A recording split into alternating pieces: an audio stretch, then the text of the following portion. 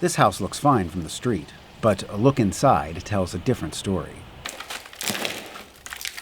Using only his fingers, general contractor Don Childree pulls apart the concrete foundation. It's going to turn to gravel. This is going to disintegrate. When the house comes off of this and we try to jackhammer it, we probably will just hit it with the bit and it'll disintegrate. The concrete holding up this house and thousands of others in Connecticut and Massachusetts contains a brownish iron sulfide called pyrrhotite. They call it fool's gold. You see the sparkle in it? The pyrrhotite comes from a local quarry that provided aggregate for concrete used to build structures from 1983 until 2015. Why? Is because they shouldn't have put that in the concrete. Nobody around here knew what it was. The pyrrhotite reacts with water and oxygen over the years, causing the concrete to crumble.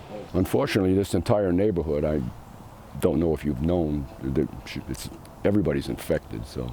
Ken Fisher and his wife had this house built in 1984. Large cracks are visible all over the foundation. The best analogy I've heard is if some people get cancer and they won't admit it, they just ignore it. I swear that's what happens to a lot of these people. They just won't deal with it. They just turn their back. So eventually that problem's going to rest with somebody, whether it's their children. His neighbor, Wendy Padula, has the same types of cracks. She keeps track of them by date. It doesn't just affect us. You know, it affects the community, it affects banks, it affects mortgages, it affects selling of the homes, real estate, taxes, all the way down the line. This is a familiar sight in eastern Connecticut right now. Raised homes, more than 100 this summer alone, as construction crews replace the foundations on the worst hit. After years of lobbying by homeowners, the state has now created a fund to pay up to $175,000 towards the cost of replacing a home's crumbling foundation, with the homeowner picking up the rest of the tab. It costs between $150,000 and $300,000 to replace a home foundation. You know, the state was able, thank God, to step in.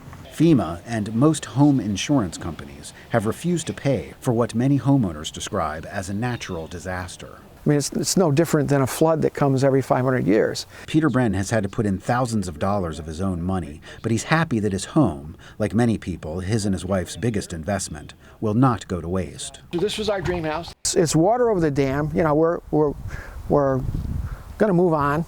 It takes just under 2 months to replace a concrete foundation, so elevated homes like this could be a familiar sight here for years to come, as policymakers try to figure out the scope of the problem and come up with the money to fix the thousands of more homes that will deteriorate over time. Ted Shaffrey, The Associated Press, Vernon, Connecticut.